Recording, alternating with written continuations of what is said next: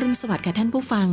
ที่นี่สถานีวิทยุกระจายเสียงแห่งประเทศไทยจังหวัดลำปางสถานีเพื่อบริการข้อมูลข่าวสารหน่วยงานภาครัฐและท้องถิ่นที่เชื่อถือได้ถูกต้องรวดเร็วพร้อมพัฒนาคุณภาพชีวิตประชาชนชาวลำปางให้ดีขึ้นอย่างยั่งยืนทำการส่งกระจายเสียงในระบบ FM ความถี่ 97 เมกะเฮิรตซ์จากอาคารห้องส่งเลขที่ 420 ถนนพหลโยธิน ตำบลหัวเวียง อำเภอเมือง จังหวัดลำปาง ตั้งแต่เวลา 5 นาฬิกาถึง 24 นาฬิกา เป็นประจำทุกวัน มีนางสาวเดือนอินตะเป็นผู้อำนวยการสถานี ช่างเทคนิคประกอบด้วย นายประสานทิมทอง นายแหลมเพชรนันตาแสง นายภูพิงพงศิริแสน และว่าที่ร้อยตรีอาทิตย์วรรณวารีสำหรับผู้ประกาศประกอบด้วย นางกาญจนาอินทานายบรรหารสุยะ นางอัชราพรปวงจันทร์และนางสาวชุติการเหล่าชัยค่ะ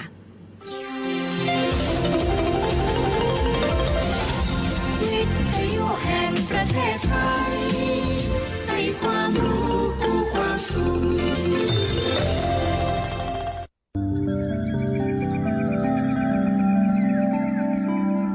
สถานีวิทยุกระจายเสียงแห่งประเทศไทยจังหวัดลำปาง FM 97 เมกะเฮิรตซ์เสนอรายการ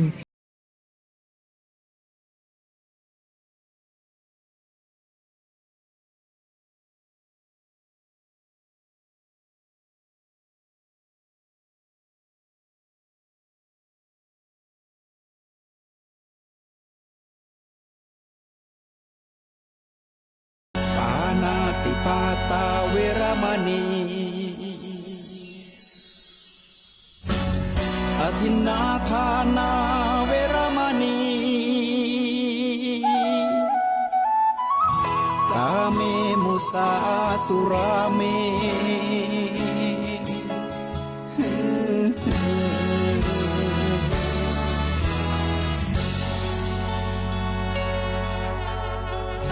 ศีลคือข้อห้ามธรรมคือข้อให้พุทธองค์ตรัสไว้ชี้ทางใจให้ภาคเพียรเบญจศีลเบญจธรรมท่องจำสมัยเราเป็นนักเรียนธรรมะไม่เคยแปลเปลี่ยนแต่เรายังจำได้มาทวงคำมันหมู่บ้านศีลห้าถือเป็นพันธะชาวพุทธทุกคนทั่วไทยสำนักพุทธขับเคลื่อนธรรมจุดเทียนสว่างที่กลางหัวใจสังคมจะร่มเย็นได้ศีลธรรมในใจต้องมี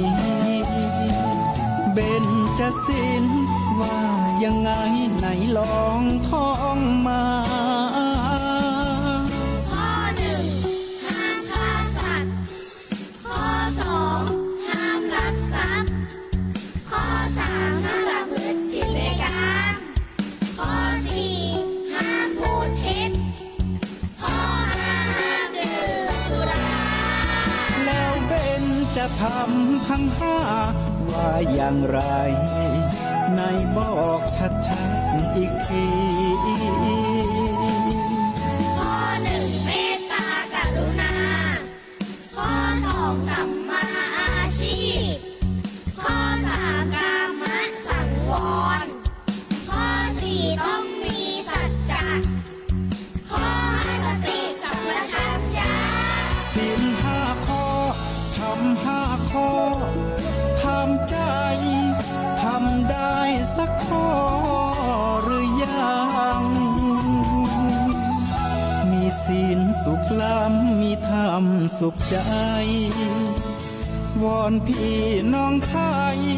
ช่วยกันใส่ใจจริงจังยุคสมัยสื่อออนไลน์ทั้งโทษโจมตีใจเราทุกทาง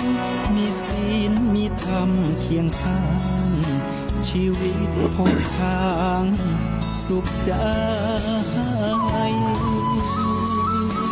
เริ่มต้นวันใหม่ต่อไปแหมครั้งอันตีมันผาดครั้งตะวานั่นนะ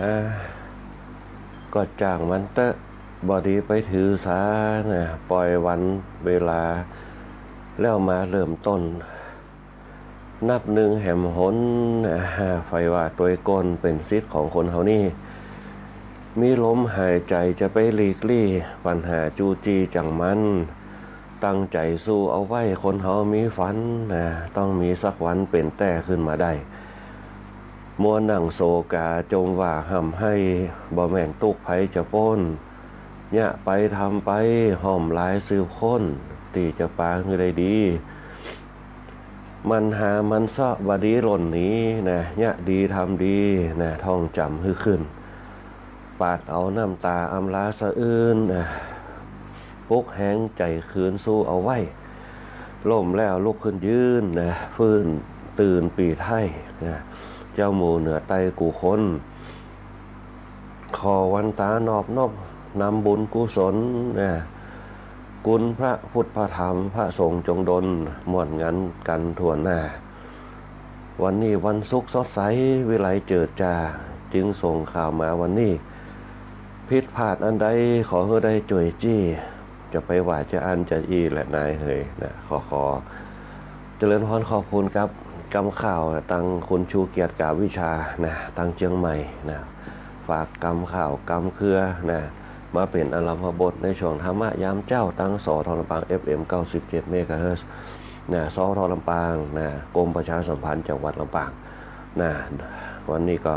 ขอถวายความเคารพขออำนาจบารมีพระสงฆ์องค์ข้าเจ้าเฮาบอกว่าจะเป็นหลวงพ่อเจ้าหน้าจังหวัดหลวงพ่อรองเจ้าหน้าจังหวัดหลวงพ่อเจ้าหน้าอำเภอหลวงพ่อรองเจ้าหน้าอำเภอหลวงพ่อเจ้าหน้าตำบลหลวงพ่อเจ้าอาวาสพระเนรเถรน้อยทุกรูปทุกตนรวมตัวกันเป็นบารมีธรรมนะเพื่อแผ่ให้กับคณะสัตยาญาติโยมหลายฮือชานะบารมีเกิดกับตัวกับตนฮือพลังแก่กาในการคิดในการดลจิตดลใจดลบันดาลฮือชนะทุกภัยต่างๆแล้วก็ฮือมีโจกมีลาภมีอายุมั่นขวัญยืนอยู่กับตัวกับตนอยู่กับคนอยู่กับครอบครัวฮือมีความสุขสำราญใจนะโดยธรรมะบารมีซึ่งเป็นพลังภายในที่ส่งเสริมปัญญาเฮาเนี่ยคือเฮาบ่มกมุ่นในเรื่องความสุขความตุกข์ทั้งหลายที่มันเกิดขึ้นบอกว่าตุกข์แห่งราคะตุกข์แห่งโทสะตุกข์แห่งโมหะทั้งหลายที่มันเกิดขึ้นกับตนกับตัวเฮาปลอดปัดเป่าออกไปสลัดออกไปคือมันเบาบางคือมันสบายใจคือได้ทุกสิ่งทุกอย่างบนโลกมนุษย์เฮาเนี่ยขึ้นอยู่กับตัวเฮาทั้งนั้นสุขทุกข์อยู่ที่เราไม่ใช่อยู่ที่เขานะสุขทุกข์อยู่ที่ใจไม่ใช่หรือถ้าเราถือก็เป็นทุกข์ไม่สุขใสนะถ้าเราปล่อยวางก็เป็นสุขไม่ทุกข์ใจจะเลือกเอาอย่างใดและนาท่านเอ่ยนะก็ขอนมัสการพระสงฆ์องค์พระเจ้าตัวอีกด้านหนึ่งก็คือจะเป็นสทลำปางของเรานะที่เจริญพรอนุโมทนาทั้งหลายๆด้านว่าจะเป็นเพื่อแผ่เสียงอย่างที่กับคณะสัตยาญาติโยมได้ฟังได้ยินกันนะตั้งฝ่ายผู้อำนวยการสถานีคุณเดือนอินตะเป็นต้นที่คอยสนับสนุนส่งเสริมดูแลในเรื่องของคลื่นเสียงนะสทลำปางคือเป็นหน้าเป็นตากับจังหวัดลำปางเขาตัวสทลำปางเขาไม่ใช่ธรรมดานะคณะสัตยาญาติโยมทั้งหลายนะมีชื่อมีเสียงนะระดับประเทศด้วยนะได้เป็นสถานีดีเด่นด้วยนะเป็นต้นก็เพราะคณะสัตยาญาติโยมทั้งหลายกำจูอุดหนุนกันนะฟังรายการกันโทรศัพท์เข้ามานะส่งไลน์เข้ามากันอันนี้ก็ถือเป็นพลังชุมชนเป็นพลังแห่งชานะบารมีอย่างหนึ่งที่เขาช่วยกันยกยอปอปั้นเนี่ยอันนี้ก็คือบนห้องว่ายกยอปอปั้นยกกันขึ้นมาเนี่ยเป็นหน้าเป็นตาเป็นเหมือนเดียวกันหมดนั่นนี่แหละคือลำปางของเขาเนี่ยเพราะว่าอย่างกระจากเนี่ยที่เขายกกันขึ้นย่อกันขึ้นปั้นกันขึ้นมาเนี่ยมันจะเป็นตัวเป็นตนเป็นค้นเป็นจื่อเป็นเสียงเป็นเกียรติยศกับตัวกับตนกับบ้านกับเมืองเขาตัวนะอันนี้ก็ตั้งสทลำปางเขานะอันนี้ตั้งหัวหน้าคุมโดยการสถานีเป็นดำเนินการเพราะว่าด้านไหนก็จากแนวความคิดนโยบายต่างๆนะวิสัยทัศน์ของเขาตัวแล้วก็ฝ่ายรายการคุณกาญจนาอินทาคุณกาญจนาภูปิง นะคนเดิมนะคนเดียวกันนั่นแหละที่เป็นคนสร้างสรรค์ผลงานแผนงานต่างๆนะแล้วก็มีมิตรสัมพันธ์ดีๆในการเข้าหาชุมชนในการเข้าหาคนเฒ่าคนแก่เขาเหมือนกับเปิดจัดรายการตอนเจ้านะอันเนี้ยเปิดจัดรายการกันนะคนกาญจนาอินทาคนแอลชุติการเราใช้นะเป็นต้นญาติโยมทั้งหลายที่เป็นอุปถากบำรุงกับพระสงฆ์เขาตัวคุณก้อยอัชราพรพวงจันทร์อันนี้ก็เป็นสะพานบุญสร้างบุญสร้างกุศลบอกว่าจะเป็นประกาศข่าวให้กับโรงเรียนวิสุทธิวิทยากรบอกว่าจะเป็นประกาศข่าวให้กับจังหวัดดอกป้าบอกว่าจะเป็นประกาศข่าวให้กับสถานีของเฮาตัวแล้วก็ตั้งวัดวาอารามตั้งบ้านตั้งจองเฮาสถานที่ต่างๆนะอันนี้ก็คือสถานีอยู่กับประชาชนเฮาเป็นตัวนะดีเจบรรหารสุยะเป็นต้นนะอันนี้ก็คือทีมงานประชาสัมพันธ์ต่างๆคุณบ้านเย็นนันตาแสงตัวนะที่รวมกันเจ้าหน้าที่ทุกคนทุกท่านที่รู้จักกันที่เข้าหากันนะที่เป็นมีมิตรสัมพันธ์ดีๆกับพระสงฆ์องค์เจ้าตัวนะอย่าฮือทุกคนทุกท่านมีจื่อมีเสียงมีความเจริญก้าวหน้าในหน้าที่การงานเบ่งบานในสังคมต่อไปอีกด้านหนึ่งก็จะเป็นหัวหน้าประสานนิมทองเนี่ยลืมบ่ได้หัวหน้าประสานนิมทองจะควบคุมภาพควบคุมเสียงควบคุมสถานีนะเหมือนกับคนขับนะคนขับยานอวกาศนะก็ว่ากันได้คนขับเครื่องเนี่ย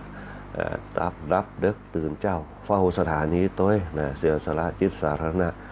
หัวหน้าประสานทิมทองวันนี้เปิ่นมาควบคุมภาพควบคุมเสียงให้กับหมู่เขาทั้งหลายได้ฟังกันคณะสถาญาติโยมทั้งหลายนี่แหละคือทีมงานสทรบมีความเข้มแข็งมีความร่วมมือร่วมใจกันเป็นแบบอย่างของสังคมนะแล้วก็จะมีคุณแหลมเพชรนันตาแสงนะก็ตอนนี้เปิ่นก็บาคอยสบายอยู่นะก็ขอให้เปิ่นหายไว้มาประจำการหน้าที่การงานของเขาต่อไปนะคุณแหลมเพชรนันตาแสงคุณปูพิงพงศิริแสนอันนี้เปิ่นก็เริ่มจะดีขึ้นนะสุขภาพร่างกายเปิ่นโดยหน้าบุญของเปิ่นที่เปิ่นส่งเสริมสนับสนุนนะพระสงฆ์องค์เจ้าสร้างบุญสร้างกุศลบุญทำให้เกิดปีติปีกิริทำให้เกิดบารมีทำให้เกิดอานิสงส์กันเนี่ยคือเขาเนี่ยเปิ่นเฮาว่าแคล้วขาดปลอดภัยตีโปยก็หายตีนายก็หักอันนี้เป็นต้นเนี่ยคือบารมีเกิดกับตัวกับตนสร้างพลังภายในเปิ่นห้องพลังภายในคือพลังสะอาดภายในสะอาดภายนอกสะอาดกายเจริญวัยสะอาดใจเจริญสุขตรงนี้แหละเนี่ยคือเป็นปีติทำให้เกิดพลังบารมีทำให้เกิดอานิสงส์ตามเจตคติของตัวเก่าตามจานะบารมีของทุกคนทุกท่านสามารถสร้างพลังภายในของเขาได้อันนี้แหละที่อาตมาภาพเนี่ยพยายามย้ำเสมอว่าคนเขาถ้ามีพลังภายในปุ๊บเนี่ยมันจะเผื่อแผ่คือกันมันจะเนี่ยคือชานเขาเข้มแข็งเหมือนกับสายไฟถ้ามันมีไฟมาเต็มปุ๊บมันจะบาดตกมันจะบาดยุดไปไฟอาจจะเต็มนะอันนี้เป็นต้นชานเขากระเซ็นว่าชานคือกระแสก็คือจิตของเขาที่ส่งไปความรู้สึกนะแล้วก็กระแสของมันที่เขาตั้งต้นคิดด้วยสติด้วยปัญญาของเขานี่แหละมันเป็นเรื่องสำคัญที่สุดเดี๋ยวเขาจะมาอู้กันเขาจะเติมพลังจิตของเขาจะได้เนี่ยเขาจะได้คือเขาจุดถูกจุดเทียนทำบุญทำทานอธิษฐานคือมันมีพลังเนี่ยโดยเฉพาะพลังภายในของตัวเก่าที่สำคัญคือพลังเขาต้องแน่นนะบางคนพลังบันแน่นปุ๊บมันก็เปิดห้องว่ามันก็พลาดไปเป็นต้นนะเดี๋ยวเขาจะมาอู้กันอันนี้คือทีมงานสทรลำปางเขาวันนี้เขาได้หัวหน้าประสานทีมทองคนแหลมเพชรนันตาแสงคนอิฐเนี่ยปีเจมเปิ่นไปประจำตำแหน่งละนะเปิ่นไปเก่งกาหน้าบานตังเชียงหายหมดละนะอันนี้ก็คือเนี่ยละเปิ่นสะสมบารมีเอาไว้สร้างบุญสร้างกุศลก็ได้มีเกียรติยศชื่อเสียงประดับประดาไปนะคุณปูพิงพงศิริแสนนะแล้วก็ช่างต่อนะช่างต่อวาทีร้อยตีอาทิตย์วันนะวารีเป็นต้นนะรวมไปถึงเจ้าหน้าที่เขาตัวสทรลำปางเขาคุณมิตรนะเรือนใจคุณธนาพันธ์โชคดีนะจะเป็นต้นเขาว่าเป็นคนมีมิตรสัมพันธ์ว่าจะเป็นอาตมาภาพจะมีปัญหาในเรื่องของสื่อเครื่องสื่อสารอิเล็กทรอนิกส์ต่างๆเพิ่นจะอธิบายให้แล้วก็เพิ่นจะพยายามจะสรรหามาให้นะโดยเฉพาะคุณหูพิงพงศิริแสนเนี่ยไม้ที่ดีๆดังๆชัดเจนเนี่ยเพิ่นเสาะหามาให้ ลาเวลาเปิ่นไปหาผ้าป่าของเนี่ยคือมันดีๆเกิดขึ้นนี่แหละเปิ่นเฮาว่าการตั้งจิตตั้งใจการสร้างบารมีให้กับบารมีเป็นเรื่องสำคัญมากบารมีเนี่ยเป็นบารมีภายนอกกับบารมีภายในบารมีภายนอกเนี่ยให้คนอื่นคนหันนะถูกตาต้องใจฮือยศฮือตำแหน่งฮือเฮาบารมีภายในเนี่ยเฮามีพลังสะอาดเนี่ยพลังลมหายใจสะอาดปอดสะอาดกระเพาะอาหารสะอาดลำไส้สะอาดหัวใจสะอาด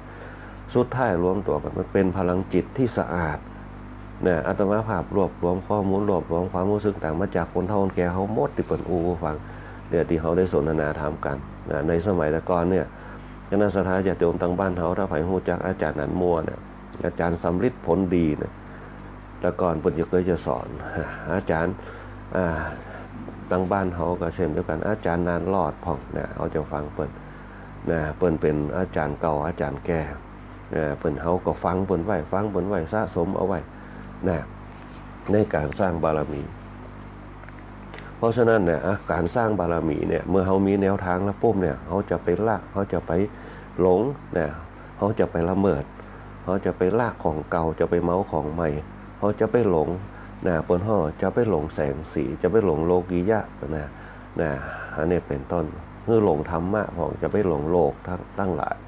นะอันนี้เป็นต้นเนี่ยถ้าอยู่กับตัวกับตนได้ยิ่งอยู่กับตัวกับตนนักได้เท่าใดปุ๊บเนี่ยเขาจะฮู้จักตัวเก่านักเกินยิ่งเขาฮู้จักตัวเก่าโอ้เขาผิดพลาดไปดูเขาหลงผิดไปดูแล้วเขาก็มาแก้ไขตัวเก่าต่อไปเขาจะบ่หลงผิดเขาจะบ่พลาดละเนี่ยคนเขาที่มันหลงผิดหลงพลาดมันก็เลยเนี่ยคือความจำเสื่อมจำอันอย่างบ่ใครได้เพราะฉะนั้นพระพุทธเจ้าเพิ่นจึงสอนให้เราจิตให้ตั้งมั่นจิตเขาจะตั้งมั่นได้ยังไงจิตเขาจะตั้งมั่นต้องมีสมาธิจะตั้งมั่นได้ต้องมีสตินะพระพุทธเจ้าเพิ่นจึงสอนพื้นฐานการดำเนินชีวิตคนเขาเนี่ยนี่อย่างที่ต้องทำในการปฏิบัติเรื่องศีลเรื่องทานเรื่องภาวนาเพราะเรื่องศีลเรื่องทานเรื่องภาวนาเป็นข้อปฏิบัติเนี่ยคือเกิดสติเขาเหมือนกับเขาเนี่ยการเนี่ยตื่นเจ้ามาปุ๊บเนี่ยเขามีระเบียบวินัยกับตัวเขาต้องตื่น2เขาต้องไปทำงานนะบางคนก็ตื่นขึ้นมาปุ๊บต้องมีศีลมีระเบียบในล้างหน้าแปรงฟันเนี่ยคือศีลคือแบบต้องทำไม่ได้ถ้าบ่ทำปุ๊บมันจะเหม็นกินปากมันจะเป็นขี้ตามันจะเนี่ยคือบ่พองใสนะอันนี้เป็นต้นนี่แหละเพิ่นจึงมีระเบียบวินัยคำว่าศีลคือระเบียบวินัยการจัดระบบระเบียบเมื่อจัดระบบระเบียบขึ้นมาปุ๊บล้างหน้าถามว่าประโยชน์ขึ้นกับตัวเฮาได้นะ1ปากก็บ่เหม็นละเชื้อแบคทีเรียในปากก็บ่เกิด2ตากระแจ้งใสเพราะตาโดนน้ำเข้าไปเนี่ยคือตาใสคนเขาโดนหน้าตาเขาโดนน้ำแค่แม่เจ้าเนี่ยอยู่กุ้มได้ตึงวันสังเกตเพราะว่าคนที่เปิ่นบ่มีเลนตาต้องหยอดน้ำตาเทียมเนี่ยเพราะฉะนั้นเนี่ยเขาได้น้ำล้างตาเนี่ยแค่ตอนเจ้าเนี่ยเพราะฉะนั้นเนี่ย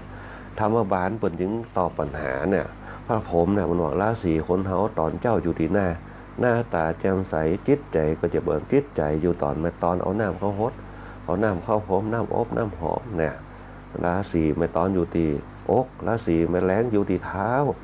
นี่อย่างอยู่ที่เท้าล่ะต้องเอาน้ำฮดสวยตีนเขาอาบน้ำก็ได้คัดตีนคัดหยัง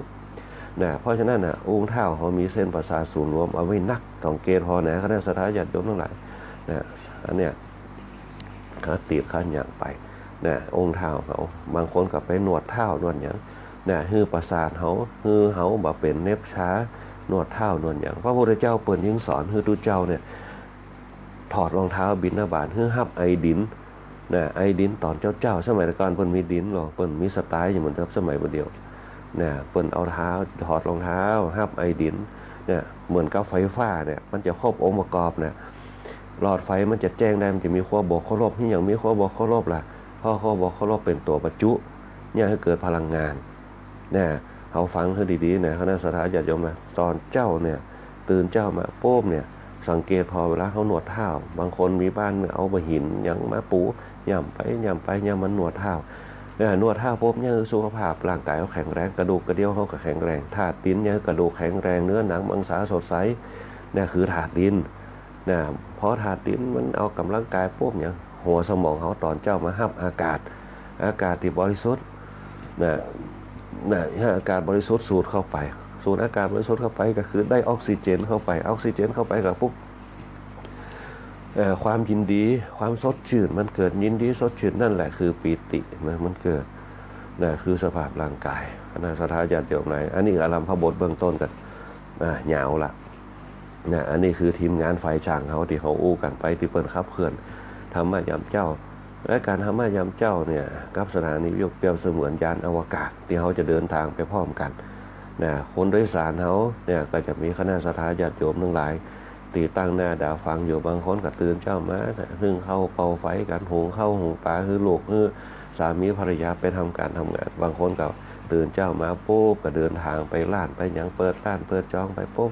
เปิดธรรมะยามเจ้าไปตัวสร้างกระแสคือกับตัวเก่ากระแสนี่ถือว่าเป็นเรื่องสำคัญมากโดยเฉพาะกระแสจิตสำคัญที่สุดกระแสจิตถ้ามันคือเขาจับจิตจับใจจะเขามีสมาธิแต่สมาธิจะเขาจับจิตจับใจต้องมีสติในการจับเสียงตรงนั้นคือเขามีสติเพราะสติระลึกได้สัมปชัญญะความรู้ตัวสติสัมปชัญญะรวมตัวกันพวกเป็นปัญญาพิจารณาเรื่องนั้นเรื่องนี้ขณะนั้นขณะนี้ตัวเรานั้นตัวเรานี้ขึ้นมาเป็นตัวเป็นตน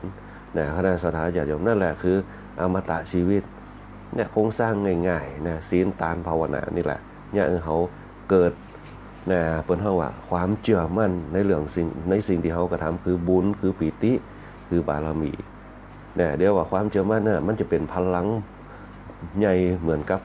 การเชื่อมโยงไปหาธรรมะชั้นสูงเปิ้นเฮาว่าธรรมะที่เขาจะเชื่อมโยงไปหากัน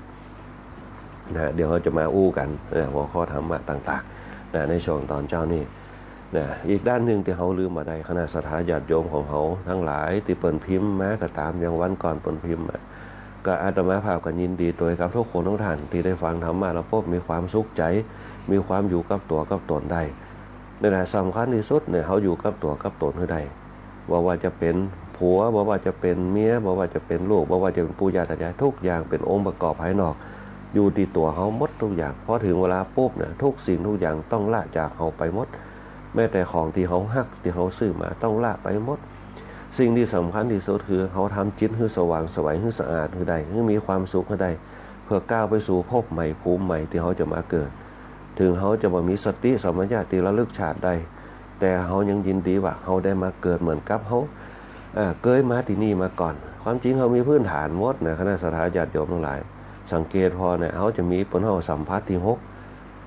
เหมือนกับว่าเขาเคยมาที่นี่มาก่อนเขาเหมือนกับเขาเคยมาเหมือนกับเขาเคยเหมือนสถานการณ์ที่เขาเคยแต่ความจริงเปิดห้องสัมผัสเปิดห้องจิตวิญญาณวิญญาณคือความรู้สึกที่เกิดก่อนฌานดีมีความรู้สึกนั่นแหละเขามีพื้นฐานมาก่อนแล้วที่นี่เขายังบ่สร้างฌานตัวเก่ามันเส้นเป็นเส้นตรงตั้งแต่จุดเริ่มต้นจะถึงเป้าหมายคนเฒ่าคนแก่เขาเปิ้นว่ามีความรู้แต่เปิ้นสร้างฐานสร้างกระแสตัวเก่าได้ดีแล้วก็มั่นคงมากสังเกตพอได้คนเฒ่าคนแก่เขาเวลาเปิ้นทำบุญเปิ้นทำแต่เปิ้นทำให้แผ่วจากหน้าบุญทำไปตานไปกินไปพายผากหน้าตานไปฮื้อป่อฮื้อแม่ตานไปฮื้อปู่ฮื้อย่าฮื้อวงศาคณะญาติมีแถวทวดพุ่นเปิ้นโยงไปถึงทวด3ว่าละอ่อนว่าเดียวนี่จะฮู้จักทวดก็ทวดเป็นจังได๋บ่ฮู้จักล่ะอันนี้เป็นคนเฮาในยุคสมัยนี้ตะวาก็ไปงานตาลแตนวัดหัวควงคณะสัตยาติโยมมากันเต็มแต่คณะสัตยาติโยมที่มาปุ๊บอายุเกิน50หมดล่ำ50 60 70ถามว่าละเด็กละอ่อนมีก็บ่มีสักคนละอ่อนวัยรุ่นบ่มีสักคนละอ่อนวัยรุ่นจะมกมุ่นในเรื่องกามคุณราคะบ่ใช่เป็นกามคุณที่เขาอันนี้กันกามคือความใคร่ต่างๆความใคร่ในการดิ้นรนเพื่อจะเข้าหาสิ่งที่ตัวเก่าต้องการนักที่สุดโดยเฉพาะในเรื่องกินในเรื่องของการเล่นในการเที่ยวต่างๆราคาคือความใคร่อยากได้เหี่ยวมันเหี่ยวปดในยุคปัจจุบันเพราะนั่นเราอ่อนในยุคใหม่ถ้าเขาบรรนำผาชี้แนะแนวทางมันก็จะลืมขนบธรรมเนียมประเพณีบอกว่าจะเป็นการไปวัดไปว่าการกินการต้านต่างๆจะบ่เหมือนคนเฒ่าเขาลูกหลานบางคนหันป่อหันแม่หันปู่หันญาติต้านตกใจหมดโอ้ต้านอย่างนักแต่นักว่า ตังค์คือเตือน1-3-4 พันเอาไปบริจาคให้หมดนะ นะลูกหลานว่าเบาๆน้อยก็ได้ปอบเบาๆน้อยๆแม่นะบางคนถึงขั้นถึงขนาดนี้แต่ด้วยจิตใจบนห้องว่าศรัทธาเนี่ยความเชื่อมั่นที่เขาทำแล้วมันเกิดผลเนี่ยคือเกิดปัสสาทะความเลื่อมใสมันเกิดขึ้นมาศรัทธาปัสสาทะนี่แหละเป็นพลังภายในที่เป็นพลังจักรวาลตีเนี่ยเขาก้าวไปสู่ความสุขที่เขาสบายใจทำพอเป็นทำแล้วปุ๊บจะได้กระตามขอเขาได้ทำได้เขาสบายใจมันขำอกขำใจเหมือนกับเขาเดินไปแล้วกึดอย่างบางออกเขากึดได้ตอนต้นเขาจะไปเอากุญแจพอเขาเดินเข้าไปปุ๊บมันลืมไปเหี้ยนั่นแหละพอมันกึดได้ปุ๊บมันดูมันโล่งอกโล่งใจมันอยู่ตัดนีโรเนี่ยบางคนเนี่ยเอามีดไปตัดจะไขอยู่กลางหลังบ้านปุ่นเอามีดไปปักไว้ดีก่อจะไขเวียมือล้นมาลืมซอกฮะเวียไปเอาจะไขทำเดียวหนึ่งมีดปักอยู่ก่อจะไขปุ่นก็มีเนี่ยบางคนเนี่ยนาฬิกาตกตีก่อจะไขก่อคาปุ่นเพียมากึดได้ปุ๊บนาฬิกาขำดินอยู่ปุ่นก็มีเนี่ยคนเฮาปุ่นเฮาว่าตามจริงเขาต้องสร้างปุ่นเฮาว่าสร้างกระแสจิตให้มันแข็งแกร่งเขาแข็งแกร่งปุ๊บเนี่ยมันจะเกิดปิติมันจะเกิดความสุขแล้วคือสมรรถนะเขาเนี่ยว่าขี้หลงขี้ลืมเนี่ยคนเขาในยุคสมัยใหม่ความหู้สูงนะ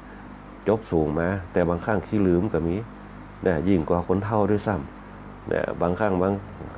างขาวเนี่ยเขาสังเกตว่าเราอ่อนไว้รุ่นลูกรุ่นหลานนะบางคนเป็นคนขี้ลืมตกสปากก็มีนะอันนี้เป็นตอนเนี่ยเป็นเพราะว่าจิตมันว่าไปตามกระแสพอจิตมันแบบไปตามกระแสปุ๊บมันขึ้นเนี่ยคือจิตอ่อนไหวจิตอ่อนโยนเพราะฉะนั้นคนในยุคปัจจุบันเนี่ยจึงเป็นสังคมเปราะบางเนี่ยที่มันเปราะบางเขาแก้ปัญหาตรงไหนแก้ปัญหาที่จิตอย่างเดียวจิตก็คือความตั้งมั่น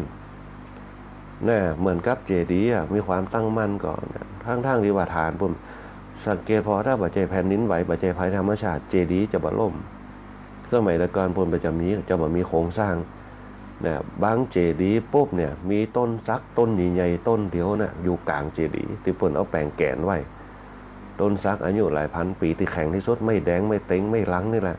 เพิ่นเอาไว้กลางเจดีย์นะตั้งพม่าเพิ่นแล้วก็ฐานจะกว้างนะนั่นแหละเพิ่นเพราะว่าคนเฮามีฐานที่มั่นดีอยู่แล้วแกนกลางก็คือจิตของเฮาประคองจิตให้ได้เนี่ยปลายเจดีย์จึงแหลมขึ้นมาเนี่ยเหมือนกับเป้าหมายเหมือนกับปลายลูกศรที่จะปักเป้าหมายตรงนั้นฐานของเจดีย์คืออย่างฐานของเจดีย์คือฐานให้มั่นให้แน่นเนี่ยคนเขาถ้ามีจิตใจมั่นจิตใจแน่นปุ๊บเนี่ยมันจะเนี่ยเขาเป้าหมายเขามุ่งไปสู่ความสำเร็จตรงนั้นที่เขาตั้งเอาไว้เนี่ยแต่ว่าก็ได้ยินคนเฒ่าคนแก่เนี่ยปนห้องอัตตวิบากกรรมลงข่าวอายุ73นะมีความเหงานะอันนี้เป็นต้นความเหงาตรงนี้แหละนะเป็นเรื่องสำคัญในคนยุคปัจจุบันเนี่ยเป็นห้องโรคซึมเศร้าเนี่ยเพราะฉะนั้นเนี่ยเขาจะอยู่จะได้กับโรคซึมเศร้าคือมันมีความสุขขณะสถานญาติโยมนั่นแหละศีลทานภาวนานี่แหละนะเขาบ่ต้องไปอัตตวิบากกรรมเขาสะสมชีวิตมาถึง70 ปีนะสร้างความดีไว้เยอะแยะมากมายแต่เขาทำกรรมเดียวปุ๊บตกมรณะไปเนี่ยมันบ่คุ้มค่าเนี่ยให้เลยเขาสร้างความดีเอาไว้อยู่กับตัวเก่าเขาได้เขามีความสุขกับสังขารเขาเกิดมาปุ๊บผลสร้างต้นไม้เนี่ยบางต้นเท่าบ่ไปตัดเปิ่นเนี่ยมันอยู่ไปจนถึงผุพังไปเนี่ยบ่เกยฆ่าตัวตายเนี่ยแม้แต่หลวงปู่พุทธทาสเพิ่นบอกหมาขี้เลื้อนยังไม่คิดฆ่าตัวตายเลยเนี่ยแล้วหนังตัวเก่ายังบ่ได้สัมผัสแต่เกล็ดขี้เหื่อนเก่าคันกับห้องอยู่หั่นแต่บ่เคยคิดโดดฆ่าตัวตายชีวิตคนเขาก็เหมือนกันมีสายตาที่สดใสมีหูที่ฟังได้นะมีปากสามารถเปิดปากลมหายใจเข้าได้มีมันสมองที่ประคองชีวิตตัวเก่าได้นะเอาไปสร้างประโยชน์เนี่ยอัตถจริยาเนี่ยพฤติกรรมที่สร้างประโยชน์เนี่ยคนเขาถ้ารู้จักสังขารเนี่ยมันจึงจะมีชีวิตที่เบิกบานเนี่ยคนเขารู้จักสังขารมันเจริญขึ้นมาแล้วปุ๊บเนี่ยต้องสร้างให้เป็นประโยชน์เพราะฉะนั้นเนี่ยคนเขาเนี่ยเวลาหนุ่มเวลาละอ่อนขึ้นมาเนี่ยจะสร้างประโยชน์กับตัวเก่านักบางคนสร้างประโยชน์จนประสบความสำเร็จเนี่ยเกิดความสุขมีบ้านมีรถมีจองมีหยังอยู่มีกินมีใจยุงชุกสบายนะฮะ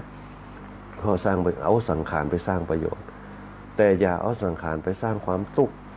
นะถ้าเอาสังขารไปสร้างตุกอย่างคือตุกเข้าหาตัวเก่าตุกแหงตุกกายยังเพราะว่าแต่ตุกปัญหาเนี่ยเป็นเรื่องใหญ่แต่บางคนก็บอกว่าปัญหามันมีแล้วจะยังไงเมื่อมีปัญหาแล้วค่อยๆแก้ไปเจือกมันมีหลายปมก็จริงอยู่แต่ถ้าเขาซับซ้อนไว้เขาจะกำกวางอย่างเดียว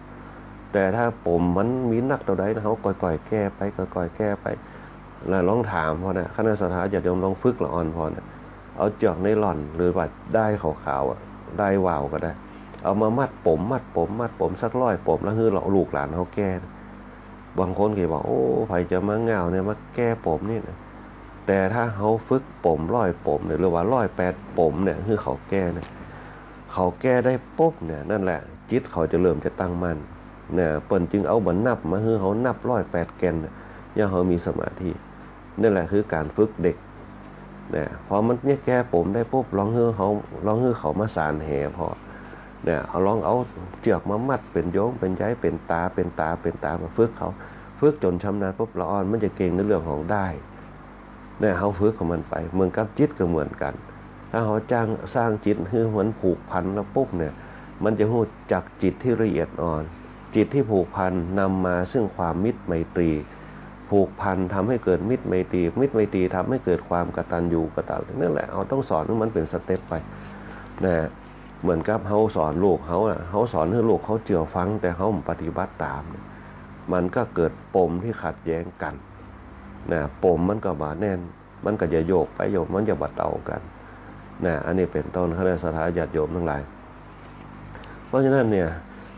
เป็นว่าการสร้างพลังภายในของเขาเนี่ยเป็นเรื่องสำคัญมากเนี่ยอาตมาภาพ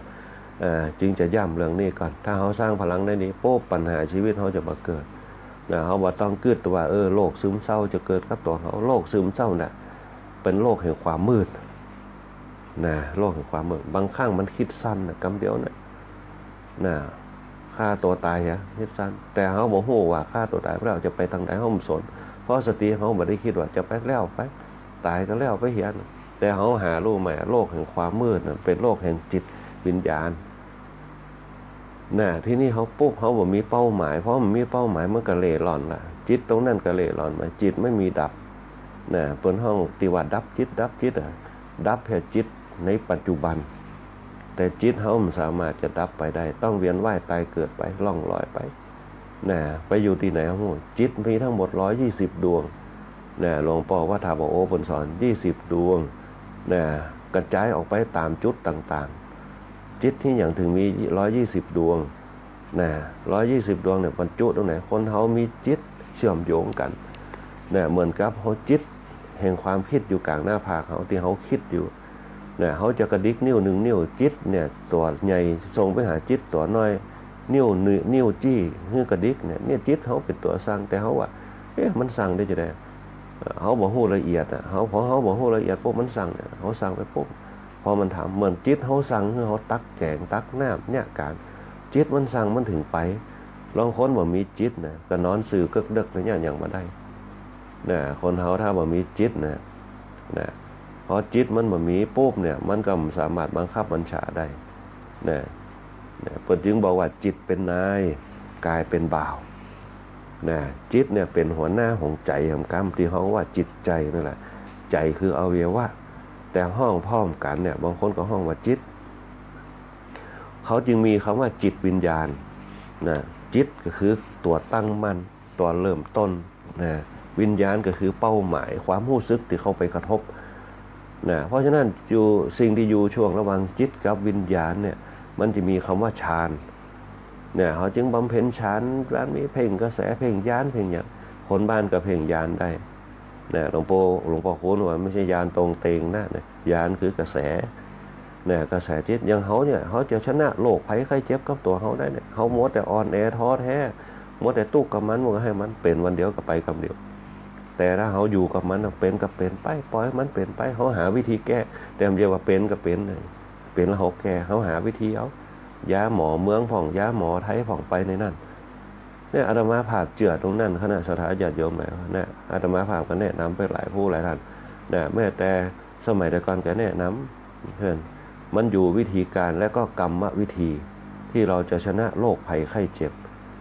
สิ่งที่มันเกิดขึ้นมามันเกิดหลังจากเขาที่เขาเกิดมาแล้วเกิดแก่เจ็บตายเนี่ยสิ่งแล้วเนี่ยเกิดแก่เจ็บตายเขาเอาตรงนั้นมาเป็นเปิ้นเฮาว่าก็เป็นหลักในการคิดพิจารณาทุกอย่างเนี่ยมันเป็นเรื่องธรรมดาหมดมันขึ้นอยู่กับช่วงระหว่างเกิดกับตายเกิดเนี่ยก็คือจิตเฮาที่เป็นฌานนะเกิดก็คือจิต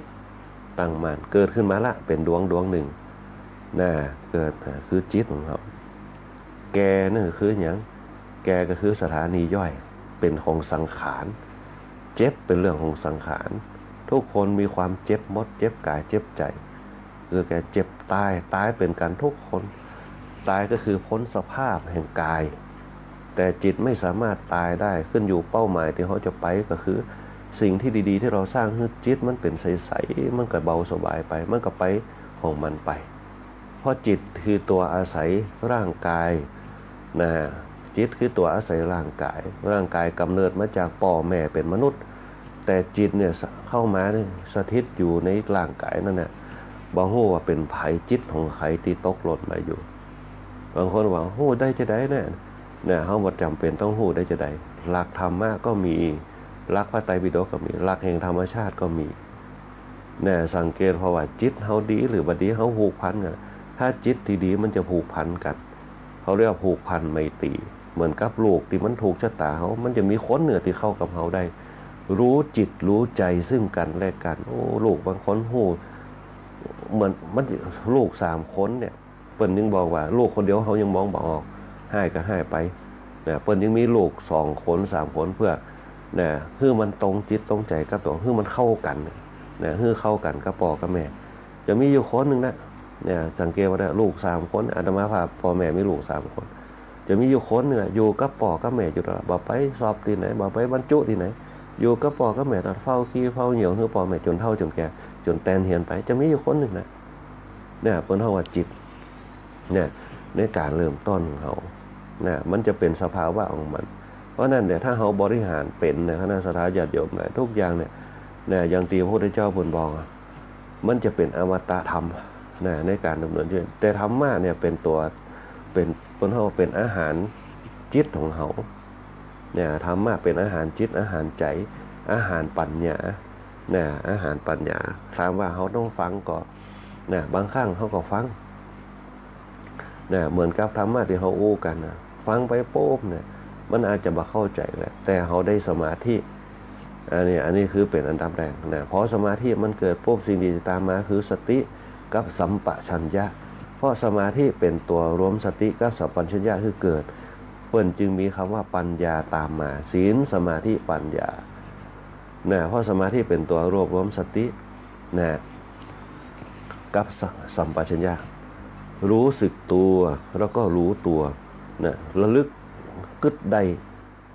แล้วก็รู้สึกตัวนั่นแหละถ้าเฮามีสติสัมปชัญญะเกิดมาปุ๊บเนี่ยความขี้หลงขี้ลืมจะบ่เกิดกับตัวเฮายกเว้นเฮาบ่มีสติเฮาขาดสติมันจะลืมกึดปุ๊บลืมละบางครั้งกึดปุ๊บต้องทำเลยต้องสร้างพฤติกรรมตัวเก่าได้กึดถ้าคนในความจำบ่เคยดีปุ๊บมันจะขี้ลืมปุ๊บเฮากำลังกึดจะไปเอาปากกำลังเนี่ยแกงอยู่ไปเอาปากเอามาเอาอย่างนี้เฮามีความสติปุ๊บเฮากึดได้ต้องไปก่อนพอกึดจะไปเอาปากปุ๊บป้าใส่ลูกตักปุ๊บลืมก็มีว่าสติเฮาอ่อนคนเฮาสติอ่อนปุ๊บมันอย่างที่ขี้หลงคือลืมยิ่งละอ่อนในยุคปัจจุบันบ่มีศีลธรรมซ้ำนักพ่อแม่บ่ได้ส่งเสริมซ้ำนักคิดบ่ออกบอกบ่ถูกคิดเอาอารมณ์เป็นหลักอารมณ์โกรธอารมณ์โลภอารมณ์หลงอารมณ์ราคะเข้าหมั่วสุมกันไปหมดมีความโห่สูงก็จริงแต่อารมณ์เพิ่นเฮาว่าอารมณ์รุนแรงเพิ่นจึงบอกว่าละอ่อนบ่เดียวสมาธิสั้นพ่องอารมณ์2ขั้วพ่อง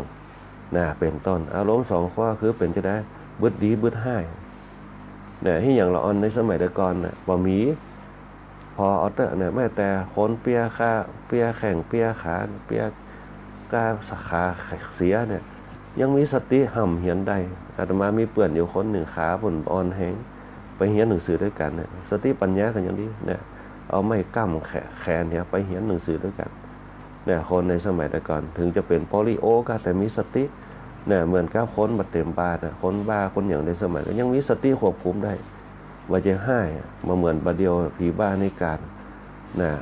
เปิดขอสตางค์เปิดมาเฮือกตีเปิดเนี่ยคนบาเดียวเนี่ยผีบ้าสมัยบาเดียวผีบ้าสมัยก่อนเปิดกืดเปิดจริงเนี่ยแม้แต่ของที่เราขี้ยาพอบ้านแม่บ้านที่เปิดกินเหล้ากันเปิดก็มีสติเนี่ยมีสติควบคุมพ่ออย่างพ่อศีลธรรมมันครอบคลุมเนี่ยแม้แต่ตู้เจ้าเตดเปิดกับไปกวนไปยังเนี่ยเปิดบ่ไปรบกวนเนี่ยเป็นต้นในที่เราสมัยก่อนเปิดจะนิ่งเวลาไปตานผ้าป่าอย่างเนี่ยอันนี้เป็นต้นอันนี้แหละเปิดจะโห่ของเปิดจะมีแนวของเปิดคนเฒ่าแก่ในยุคสมัยแต่ก่อนเปิดมีสติเนี่ยเปิดจะโห่จักอันยังเป็นอันยังเนี่ยแล้วก็สิ่งที่ได้ก็คือได้กับตัวเปิดจะเป็นคนตินนิ่งเนี่ยจะอยู่กับครอบครัวนั่นแหละอาตมาภาพเลยบอกแปลกใจแล้วว่าที่อย่างคนเฒ่าในสมัยแต่ก่อนเนี่ยเปิดเป็นกู้หัวตัวเมียกันจนเฒ่าจนแก่นะถือทั้งดีว่าเหมือนยุคปัจจุบันเนี่ยกับเปลี่ยนกู้กันติ๊กๆเปลี่ยนอย่างละกันอย่างฮือลูกฮือกับปู่ย่าตายายแต่ในสมัยแต่ก่อนที่อย่างเปิดคงกระพันกันได้เพราะเปิดมีสติมีสัมปชัญญะนึกถึงลูกนึกถึงครอบครัวนึกถึงวงตระกูลนึกถึงชื่อเสียงนึกถึงศีลธรรมนะเป็นบรรทัดฐานจึงอยู่ร่วมกันนะถือไม้เท้ายอดทองตะบองยอดเพชรร่วมสุขร่วมทุกข์ด้วยกันคำว่าครอบครัวในยุคสมัยตะกอนมันจะเหมือนครอบครัวในสมัยบัดเดียวครอบครัวในสมัยบัดเดียวปุ๊บเนี่ย15-16แต่งงานกันละเนี่ยแต่งงานกันปุ๊บบางคนไม่ได้แต่งมัดตีนมัดมือกันไปเนี่ยอยู่ด้วยกันไปอยู่ได้เหมือนมีลูกปุ๊บหนีกันไปอย่างนี้ลูกหลานกูอยู่กับตากับยายตากับยายก็ชอบนะมีลูกมีหลานเอาไปแก้งอมแก้เหงาเลี้ยงดูไปเนี่ยมาได้ถือโทษกฎก็เลี้ยงไปตามวิถีชีวิตเปิ่นนะคือมีเปื่อนคือมีละอ่อนอยู่ตัวก็มีความสุขนั่นแหละคณะสัตยาญาติโยมทั้งหลายนะการสร้างพื้นฐานอย่างธรรมะเนี่ยมันต้องมีฐานหลักนะที่เขาจะพัฒนาจิตพัฒนาใจจะไปท้อแท้จะไปท้อถอยบางคนบอกว่าลูกหลานไปอยู่ต้อยโป๊บซึมเศร้าไงนึกถึงสติปัญญานึกถึงตัวเขาเป็นใหญ่เขาจะเนี่ยจะได้ให้เขามีความสุขนะเขาจะเนี่ยจะได้ให้อายุยืนเขาจะเนี่ยจะได้ให้ชนะสังขารเขาได้อยู่ไปจนที่นี่ว่านอนรับไปคนเดียวนะไปตามธรรมชาตินะอันนี้เป็นต้นนั่นแหละคือการรู้จักสังขารใช้สังขารเป็นและพ่อปุ่มของเขาเนี่ยก็ไปตามธรรมชาติตามวัฏจักรเกิดแก่เจ็บตายนะสุดท้ายก็เปิดเขาว่าเทวทูตตี5เนี่ยจะเกิดขึ้นมากับตัวเขาสมณะเนี่ยเขาเห็นการเกิดการแก่การเจ็บการตายสุดท้ายคืออย่างสมณะเขาลืมคำว่าสมณะไปที่พระพุทธเจ้าเปิดเห็นเทวทูตทั้ง5เนี่ยเทวทูตทั้ง5เขาหู้จักแต่เทวทูตทั้ง4เนี่ยเห็นคนเกิดเห็นคนแก่เห็นคนเจ็บเห็นคนตายแต่เขาลืมกึดไปว่าเทวทูตอันที่5คือสมณะเนี่ยมันจะตุ้เจ้าที่เขามองสมณะตรงนั้นคือคนห้องว่าธรรมะนั่นแหละสิ่งที่เป็นธรรมะเครื่องหมายแห่งความดีเครื่องหมายแห่งผลแห่งกุศลทั้งหลายเนี่ยเปิ้นจริงเป็นข้อขึ้นมาเห็นสมณะคือผู้ทรงศีลนะมันบ่งบอกถึงผู้เครื่องหมายแห่งคุณธรรมจริยธรรมนะนี่แหละคืออาตมาภาพพนังเอามาเกิดเลยบอกแปลกใจว่าพวกน้องแกเขาเนี่ยเวลาเพิ่นทำบุญเพิ่นทำแต่นะเพิ่นมีความละเอียดอ่อนมีอย่างปุ๊บเพิ่นอย่าเอาตู้เจ้าหวายเนี่ยเอาตู้เจ้าหวายเอากับตู้เจ้าหวายดีหมดแม้แต่เผาศพวันอังคารมันแห้งเนี่ยตู้เจ้าหวายปุ๊บถึงดีหมดเนี่ยถ้ามันบัดดีก็ตกดีตู้เจ้าพุ่นน่ะคณะสัตยาญาติโยมทั้งหลายเขาบ่ต้องเดือดร้อนนะอันนี้เป็นต้นนะอันนี้แหละคือบางครูบางท่านก็ถือนะบางบ้านมาเหมือนกันสักตีบางบ้านกับเผาวันจันทร์บางบ้านกับเผาวันอังคารอันนี้เป็นต้นบางคนก็วันเสาร์เนี่ยบดีเนี่ยอันนี้เป็นต้นเพราะฉะนั้นเนี่ยทุกวัน7 วันบดีสักวันแต่บางบ้านเพิ่นก็เลือกเอาวันใดวันหนึ่งเนี่ยเป็นต้นวันใดบ่สำคัญต่อวันนี้นะวันนี้บ่สำคัญต่อวันไหนนะอันนี้เป็นต้นนะสถาญาติโยมวันไหนที่เป็นวันดีลองไปถามตุเจ้านะเอาครัวไปตานนะวันนี้ก็เป็นวันดีนะวันนี้ก็เป็นวันดีหมดเนี่ยตะกี้บอกว่าวันนี้ออกรถมาได้เป็นวันบดีนะ แล้วเดี๋ยวปั่นป้อนพวกเป็นมาดีเนี่ยบางคนก็เอาไปอูนะอูหยอกเนี่ยคณะสัตยาติโยมนะเพราะฉะนั้นเนี่ยสิ่งต่างๆเนี่ยคณะสัตยาติโยมทั้งหลายพระพุทธเจ้าจึงบอกว่าเพื่อเจอเรื่องกรรมแห่งการทำความดีเนี่ยสิ่งที่เขาทำดีคิดดีทำดีพูดดีความดีย่อมเกิดกับตัวเขาเนี่ยแต่สิ่งที่สำคัญคือพื้นฐานเขามีอยู่แล้วคนเราแก่เขามีอยู่แล้วศีลทานภาวนามีอยู่แล้วเนี่ยสิ่งที่เป็นทำตรงนั้นเนี่ยก็คือศรัทธาเนี่ยศรัทธาจะเป็นก้าวเป็นตัวประสานก้าวไปถึงศีลสมาธิปัญญาเนี่ยศรัทธาตรงนี้แหละเป็นพลังเนี่ยบนห้องว่าศรัทธาพละเนี่ยคือเกิดกับตัวกับตนเนี่ยศรัทธาพละมันเกิดเนี่ยพอศรัทธาพละมันเกิดโป้มเนี่ยมันเกิดเนี่ยคือวิริยะพละมันเกิดตามมาศรัทธามันเกิดโอ้มีความเชื่อมันอยากจะทำขนาดนักมีความเชื่อมันอยากจะทำบุญกินตานใหญ่กินใหญ่ตานใหญ่มีความเพียรช่วยกันจัดแจงแต่งตาต่างๆและนี่แหละคือปลาลูกหลานขึ้นมาทำวิริยะความเพียรเป็นตัวบ่งบอกเป็นตัวจัดการเนี่ยคือหลวงหลานได้หันที่ได้ทำตามในยุคหน้าสมัยหน้าพบหน้าเนี่ยอันนี้คือวิริยะพละนะสิ่งที่เขาจะได้คือสติพละเป็นศูนย์รวมที่ความระลึกได้ว่าขนบธรรมเนียมวิธีการมันทำที่นะต่อไปลูกหลานก็จะเป็นผู้สืบแทนเขานะสืบแทนเขานั่นแหละคือวิธีการที่สร้างพลังเป็นห้องว่าสร้างพลังจิตให้มันเชื่อมโยงไปหาธรรมะขั้นสูงต่อไปนะสติพละความระลึกได้นะสุดท้ายสติมันมาปุ๊บสมาธิก็จะตั้งมั่นนะสมาธิจะมันไปตามสเต็ปมันนะคณะสัตยาลองสังเกตให้ดีนะถ้าเราอยู่ในศีลในทานภาวนาเนี่ยพลังศรัทธาจะเกิดกับตัวกับตนเนี่ยอาตมาถามยกคนเราแก่ที่เพิ่นทำบุญกันหลายผู้หลายท่านที่รู้จักกันเนี่ยเพิ่นถามแต่เนี่ยเพิ่นถามแต่ถ้าเพิ่นศรัทธาแล้วเพิ่นถามแต่นั่นแหละคือศรัทธาคือความเชื่อมั่นทำแล้วปุ๊บมีความสุขทำแล้วปุ๊บได้ผลก็คือปีติเนี่ยที่เกิดกับตัวเก่าความเพียรเนี่ยคือความตั้งมั่นคือความพยายามเนี่ยเกิดขึ้นมาต่อมาคือมีความระลึกได้ในการทำมีความตั้งมั่นในการทำสุดท้ายองค์ประกอบที่ทำมาพวกเขาเข้าใจแล้วที่สิ่งที่เขาทำมามันเกิดอย่างกับตัวเขาเกิดปีติธรรมเกิดขึ้นทั้ง5ข้อที่ทำมาเนี่ยคณะสัตยาติโยมทั้งหลายเขาเหมือนมีทางที่จะมีสติปัญญาโหว่ามันจะเกิดอย่างขึ้นมาแต่ลักของธรรมชาติมันเป็นวัฏจักรของมันว่าสิ่งที่เขาทำเรื่องความศรัทธาเนี่ยมันจะเนี่ยคือพลังเกิดกับตัวเขาที่บนห้องว่าสิ่งที่เป็นเครือข่ายที่เป็นเครือข่ายเนี่ยคือคนเขาทั้งหลายเนี่ยมีพลังเกิดขึ้นเขาเรียกว่าเครือข่ายสิ่งที่เป็นตัวผลักดันเนี่ยเขาเนี่ยมีเป้าหมายในการเปิ้นห้องว่าพลังภายในแข็งแกร่งก็ได้ถ้าถึงพื้นฐานเนี่ยตรงนี้มันจะเกิดสติมันจะเกิดความเพียรมันจะเกิดความสำเร็จมันจะเกิดความแกร่กล้ามันจะเกิดพลังแข็งแกร่งอันนี้เกิดขึ้นตามมาหมดเลยสุดท้ายแล้วปุ๊บเนี่ย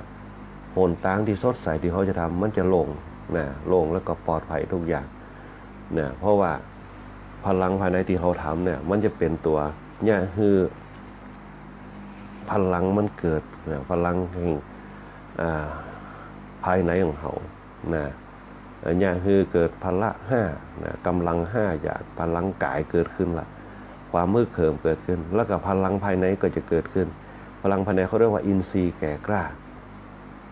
อินทรีย์แก่กล้าจะประกอบกับพลังกายแก่กล้าเนี่ยเพิ่นเฮาว่าสัตทินทรีย์อินทรีย์คือศรัทธามันเกิดอินทรีย์ภายในมันเชื่อมั่นมันจิตมันนึกละจิตมันมีความเชื่อมั่นจิตมันมีความเพียรที่ต้องการอยากให้เนี่ยให้ทำให้มันสำเร็จสจิตเนี่ยมันกึดได้ละเขาทำที่มาแน่นอนตรงตามเป้าหมายมีสมาธิตั้งมั่นอธิษฐานจิตทักษิณานุปทานก็จะเกิดขึ้นอันเนี้ยกระแสตัวเนี้ยมันก็จะเป็นพลังงานปุ่งไปหาเป้าหมายที่เขาได้คิดได้ทำได้คิดไปเป็นพลังภายในเปิดห้องว่าพลังฌานพลังฌานเกิดขึ้นเป็นตัวขับเคลื่อนเป็นตัว ก้ามจูอุดหนุนเหมือนเขาจะปล่อยจรวดมันต้องมีพลังงานคือน้ำมันพลังงานน้ำมันต่างๆมีแบตเตอรี่นะน้ำมันเนี่ยเกิดพลังงานมีแบตเตอรี่เสริมเข้าไปนะฮะนี่แหละเนี่ยชานเขาดีพอชานเขาดีปุ๊บเนี่ยสิ่งที่มันบ่ดีเนี่ยมันก็ถูกเบียดบังออกไปสิ่งที่เราคิดดีที่เราจะทำมันก็จะเกิดขึ้นเนี่ยตามเป้าหมายเนี่ยชานมันดีปุ๊บเนี่ยทุกอย่างมีตัวพลังเนี่ยชานมันก็มุ่งไปหาเป้าหมายของมันที่เขาต้องการเนี่ยแห่งความสุขทั้งหลายเนี่ยพอความสุขมันเกิดขึ้นมาปุ๊บนั่นแหละเนี่ยเขามีปิติขึ้นมานะอันนี้ก็คือผลเขาอันนี้ส่งมันจะเกิดกับตัวเขานะอันนี้ผลเขาว่าพลัง5อย่างมันเกิดขึ้นมาอย่างข้อแรกศรัทธาเนี่ยผลเขาว่าเครือข่ายมันจะเกิดขึ้นมาเครือข่ายแห่งอย่างเครือข่ายแห่งอริยมรรคมีองค์8เนี่ยเขาจะเป็นคนที่เป็นผู้มีสัมมาทิฏฐิอยู่ตลอดเวลาเป็นคนที่มีวิสัยทัศน์มีเป้าหมายมีความคิดที่ดีเนี่ยมาจากอย่างฐานที่มั่นที่ดีก็คือสติเนี่ยเขาจะได้นั่นแหละแต่เขาไม่รู้หรอกนะว่ามันได้จะได้คือ1ได้สติปัฏฐาน4 2ได้ความสุดเห็นความสำเร็จความเพียรต่างๆนะก็คือสัมมาปัฏฐาน4หรือว่าอิทธิบาท4คุณเครื่องความเสร็จจะอยู่ในตัวแล้วจิตวิญญาณของเขาเลยนะสิ่งเหล่านี้จะเกิดเขาตั้งมั่นในการกระทำเขาหู้จักตัวเขาว่าเขามีสมรรถนะที่จะทำนะเขาหู้ว่าปัญหามันจะเกิดที่เขาแก้ปัญหาได้ละนะเขามีความตั้งมั่นที่จะแก้ปัญหาเขาตั้งมั่นที่จะทำนะถ้าคนมีศีลทานภาวนานี่มันจะมีพลังแห่งพละ5อินทรีย์5เนี่ยคือเกิดฐานตีมั่นในจิตของเขาแข็งแกร่งขึ้นสติปัฏฐาน4นะสุดท้ายละปุ๊บเนี่ยทุกความเป็นไปแห่งสิ่งที่เขาจะทำเป็นเหตุเป็นผลว่าเขาทำน่ะต้องเกิดเหตุจีเขาทำน่ะต้องเกิดผลจีนะอันเนี้ยเป็นห้องว่าสติปัฏฐาน4เนี่ยเขามีความพยายามมุ่งไปสู่เป้าหมายนั่นแหละคนเฒ่าคนแก่เขาเป็นยิ่งอยู่ได้มีความเพียรอยู่กับสังขารได้สัมมาปัฏฐาน4นะแล้วยังเขามีความสำเร็จในการอยู่กับสังขารถึงเขาจะละจากโลกนี้ไปด้วยความสุขตามธรรมชาติอย่างน้อยก็คือลมหายใจสุดท้ายได้บอกกล่าวได้สั่งลาเขาจะไปละเน้อในหมองเขาก็มีความสุขเขาบ่มีพันธะเขาบ่มีห่วงบ่มีบ่วงติดตัวไปนะไปสู่ภพหน้า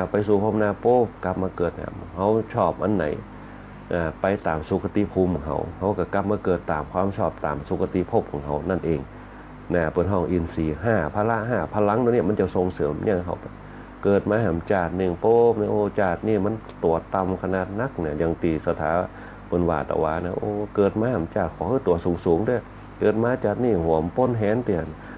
อันนี้เป็นต้นอันนั้นก็ได้สมประสงค์กันว่านะปนจากสภาวะโลกนี้ไปกลับมาเกิดก็เป็น180ปุ่นสูงล่ำไปกับป้นประตูกระตุกแห่งมันคณะสัตยาเดียวหลายนะเปิ้นเฮาว่าตามเจตคติตามทักษิณานุปทานที่เขาต้องการนะตามที่เขาปรารถนาไปนี่แหละคือทั้งหมดเป็นองค์รวมเป็นพลังแห่งบุญทั้งหลายที่ได้ทำไปสุดท้ายเป้าหมายคือมรรคมีองค์8คือเป้าหมายปักจุ๊บเหมือนลูกธนูปักนะนั่นแหละคือยานที่ความรู้สึกไปตามเป้าหมายหนทางที่เราเดินทางมานะอันเนี้ยเปิ้นเฮาว่าฌานแล้วก็ญาณนะฌานก็คือกระแสตรงนี้จะขับเคลื่อนไปได้ก็ต้องมีจิตเป็นตัวขับเคลื่อนที่เขาจะคิดจะทำจะเนี่ยอย่างก็ตามเนี่ยมีจิตมีฌานแล้วเป้าหมายที่เขาไปนั่นคือญาณวิญญาณความรู้สึกที่เราได้ทำมานะที่เราสำเร็จเนี่ยอันนี้2อย่างเขาประคองไปให้ได้นะเหมือนกับทุกคนทุกท่านเนี่ยมีปัญหาจะได้ก็ตามนะบางคนก็บอกว่าลูกหลานไปอยู่ตัวซึมเศร้าเหงาไว้เหมือนกับข่าวทีละคืนนะเนี่ยคือคนอื่นเนี่ยบางอย่างเนี่ยเขาอาจจะถึงเวลาเขาแต่คนในยุคปัจจุบันทำงานตามอายุวัยต้องกึศแถมด้านหนึ่งตามอายุวัยจะขาดก็ได้นะอายุบ่60ก็บ่ปลดเกษียณก็ได้มาอยู่ด้วยกันละพอ60ปุ๊บปลดเกษียณก็ได้มาอยู่ด้วยกันเนี่ยคนสมัยบ่เดียวเนี่ยมันเหมือนสมัยแต่ก่อนคนสมัยแต่ก่อนนี่ทำไร่ไถนารับจ้างตัดหญ้าตัดหยังไปมันได้อยู่ด้วยกันอยู่เนี่ยคนในยุคปัจจุบันเนี่ยงานธุรกิจเนี่ยเป็นหลักงานสังคมเป็นหลักเนี่ยมันก็เลยเนี่ยคือบางครั้งอาจจะไม่ได้อยู่ด้วยกันบางคนอาจจะดูต่างจังหวัดไปก็แต่สิ่งที่สำคัญที่สุดคือเราต้องอยู่กับตัวเอาเองให้ได้นั่นแหละคือผู้ชนะที่เยี่ยมยอดที่สุด นะให้เฮาอยู่ได้โดยเฉพาะพลังจิตพลังใจบ่มีไผเป็นที่พึ่งทางใจปะหาดูเจ้าบิณฑบาตได้โอ้ได้จ่าได้สนทนาธรรมคนก็เปิดวิทยุบอกคือหลวงหลานซื้อวิทยุอีกเครื่องนึงฟังธรรมะไปนะมีความสุขของเฮาไปเนี่ยการไปงานมันมีทุกอย่างถ้าเราคิดจะทำงานบอกว่าจะเป็นต้องเป็นงานจ้างบอกว่าจะเป็นงานอิสระอย่างต่างๆทุกอย่างที่เราเห็นเป็นงานทั้งนั้นนะตีบ้านเฮาถ้าเฮามีบ้านอยู่ซักเสื้อซักผ้าเจ็ดหัวเจ็ดเหือนปลูกต้นไม้ความนะบางครั้งมันมีประโยชน์ปลูกไปโป๊มันงามคนก็มาขอนั่นแบ่งปันกันไป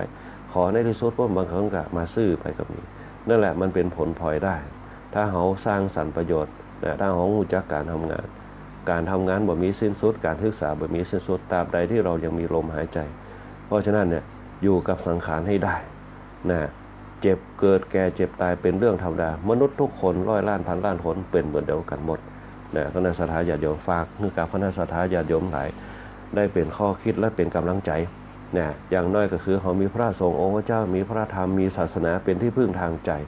ถ้าเขากึดว่าพุทธศาสนาเป็นที่พึ่งทางใจถ้าเขามีศรัทธามีความเลื่อมใสมีปัสสาวะมีความเลื่อมใสมีศรัทธาคือความเชื่อมั่นสิ่งเหล่านี้แหละจะเป็นพลังภายในอย่างเขาแข็งแกร่งมีความเชื่อมั่นเขาจะบ่ซึมเศร้าเขาจะบ่เหงาหงอยนะเหมือนคนสมัยใหม่นะก็ขอฝากฝังเอาไว้นะท้ายรายการนะคิดว่าคงจะพอสมควรเก็บเวลาในวันนี้นะท้ายรายการในวันนี้พอนี้มีฝากประกาศข่าวมาหลวงพ่อท่านพระครูโสพลขันธยานุยุทธเนี่ยผู้ช่วยเจ้าวาดเลขารองเจ้าหน้าจังหวัดนะวัดนากวมเหนือนะฝากประกาศข่าวมาโดยผลมีดีกาที่มนมาในวันที่25 พฤษภาคมเนี่ยจะมีงานเจริญพุทธมนต์สืบชะตาหลวงรับทายทานฉันพระทหารเพลฉลองสมโภชพระบัญชาแต่งตั้งรองเจ้าหน้าจังหวัดนะรูปที่3นะที่วัดนากวมเหนือนะตำบลชมพูอำเภอเมืองจังหวัดลำปางนะคณะสัตยาญาติโยมอยากจะร่วมทำบุญก็ติดต่อไปได้รวมทำบุญได้เปิ่นกินตานอย่างได้เปิ่นก็ติดต่อไปได้ที่ท่านพระครูโสพลขันธยานุยุทธเบอร์โทรศัพท์066-153-1982กับท่านพระมหาธีรวัตรนะ096นะ838-8263นะอยากจะรวมทำบุญกับเปิ่นเป็นเจ้าภาพทายธรรมทายทานนะเป็นเจ้าภาพลงทานอย่างต่างๆก็ติดต่อไปได้งานพิธีฉลองสมโภชพระบัญชาแต่งตั้งรองเจ้าหน้าจังหวัดลำปางสมณศักดิ์พัดยศรองเจ้าหน้าจังหวัดลำปางที่วัดนากวมเหนือนะตำบลชมพูอำเภอเมืองจังหวัดลำปางพระครูวรการโกวิทนะเปิ่นเป็นรองเจ้าหน้าอำเภอเมืองลำปางแล้วก็เปิ่นนะครับพระบัญชาแต่งตั้งเป็นรองเจ้าหน้าจังหวัดลำปางรูปที่3นะที่วัดนากวมเหนือนะก็ขอเจริญพรฝากประกาศข่าวให้กับคณะสัตยาญาติโยมสาธุชนทั้งหลายได้ครับหูรับทราบโดยท้ายรายการก็ขอเจริญพรอนุโมทนาบุญกับคณะสัตยาญาติโยมกูคู่กูคนนะที่เข้ามาร่วมรับฟังรายการธรรมะรวมกันในช่วงตอนเจ้านี่บอกว่าจะเป็นคุณโยมสารวุฒินะคุณโยมโชคดีมีความสุขคุณโยมปานองคุณโยมลาเข็มศิลาคุณโยมแม่เพ็ญศรีตัวนะทางบ้านกาดปงคุณโยมแสงเดือนนะที่ฟังรายการธรรมะยามเจ้าอยู่ในช่วงตอนเจ้านี่คุณโยมขวดน้ำขวดเขียวคุณโยมเมธีคุณโยมคำม้วนคุณโยมของศรีคุณโยมบวรคุณโยมอารีคุณโยมสุชาดาคุณโยมกริยานะคุณโยมกัญญานะคุณโยมยงยุทธคุณโยมสุภาวดีคุณโยมชูสมรคุณโยมยุทธนาคุณโยมมะลิคุณโยมอมราคุณโยมคนไก่บ้านคุณโยมเอราวัณคุณโยมศรีเรือนคุณโยมรอดสุคนคุณโยมจันมณีคุณโยมอาเมฆคุณโยมสง่าดีเจแก้มยุ้ยตัวนะคุณโยมโอสีคุณโยมมวลชนกคุณโยมบุญเที่ยงคุณโยมสมพงษ์นะคุณโยมราหวันคุณโยมนพดลคุณโยมนวลศรีคุณโยมธนชาคุณโยมสุภาพรคุณโยมนภศรนะแล้วคุณโยมแดงหวานคุณโยมแม่ฟองคำตัวคุณโยมแสงเดือนคุณโยมล่าเนี่ยคุณโยมปานน้องคุณโยมฮาเล่คุณโยมแม่เพนศรีคุณโยมโชคนี้มีความสุขเนี่ยคุณโยมสรวุฒิโดติปีติขามโนพิคุตุปีอภินันโทพิคุนะพระครูพิทักษ์วริยานพระครูวิจารณ์วรการตัวที่ฟังรายการธรรมะยามเจ้านิจงตอนเจ้านี่นะแล้วก็คุณแม่สุรีตามบ้านถงหัวจ้างตัวนะแล้วก็คุณแม่สลวยต่างแบตกริยาตัวนะคุณโยมแม่ปิ่นเพชรตัวคุณโยมกรพัฒน์คุณโยมกฤยากรตัวที่ฟังรายการธรรมะยามเจ้าในช่วงตอนเจ้านี่นะฮะแล้วก็คณะสัตยาญาติโยมกูคู่กูคนนะที่ฟังรายการธรรมะยามเจ้านะแล้วก็หลายผู้หลายท่านนะที่มาได้นามมานะวันนี้เวลาหมดเวลานะอาตมาภาพพระครูวิบูลย์ปริยัติยากรก็ขอเจริญพรลากับคณะสัตยาญาติโยมเอาไว้แต่เพียงเท่านี้โอกาสหน้าค่อยมาพบปะกันใหม่วันนี้ ขอเจริญพรไปพร้อมกับหัวหน้าฝ่ายช่างหัวหน้าประสานทีมทองกอบองค์ผาปงเสียงขอความสุขความเจริญจงมีแด่คณะสัตยาญาติโยมทั้งหลายขอให้คณะสัตยาญาติโยมทุกคนทุกท่านจงมีแต่ความสุขความเจริญมีอายุวันนะสุขาพละปฏิภาณนาสารสวัสดิ์ทุกผู้ทุกคนด้วยเทินก็ขอเจริญพรติดตามรับฟังรายการธรรมะยามเช้าได้ใหม่ในวันและเวลาเดียวกันนี้ทางสถานีวิทยุกระจายเสียงแห่งประเทศไทยจังหวัดลำปาง FM 97 เมกะเฮิรตซ์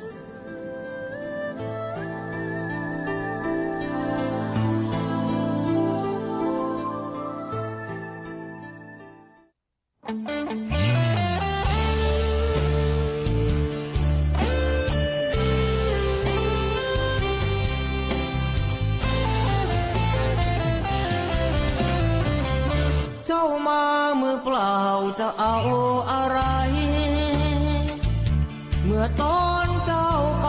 เจ้าก็ไปมือเปล่าเช่นกัน ชื่อเสียงหยดลาบหากเอาไปไม่ได้สักอัน แล้วใหญ่ยื้อแย่งแข่งขันก็ป่วยกันฆ่าฟันตัดรอน เงินทองตามส่งแค่โรงพยาบาลญาติมิตรวงวานลูกหลานส่งแค่เชิงตะกอนจะมีใครเล่าอยู่กับเรานอนเฝ้ากองฟอนวางดอกไม้จันทร์แล้วจรกลับไปนอนบ้านใครบ้านมันใหญ่ขับฟ้า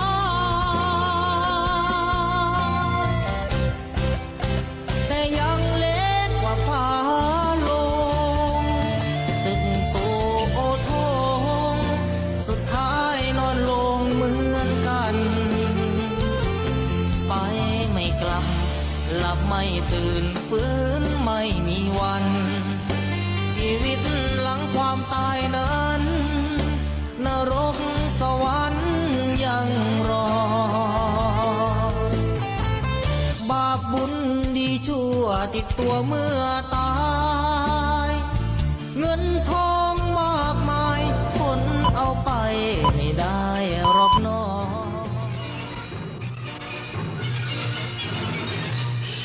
สถานีวิทยุกระจายเสียงแห่งประเทศไทยและเครือข่ายทั่วประเทศ